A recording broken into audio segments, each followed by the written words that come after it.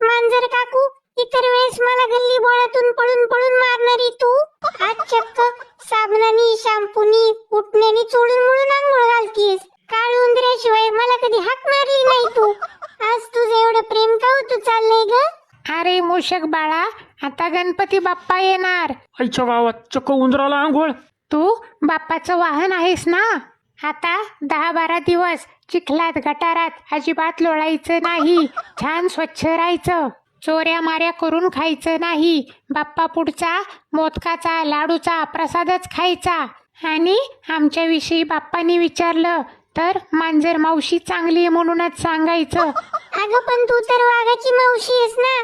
आता काही दिवस मी तुझी पण मावशी आहे.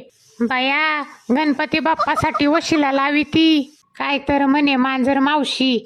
संसद आल्यात तर कशी नाती होते आठवाय लागल्यात.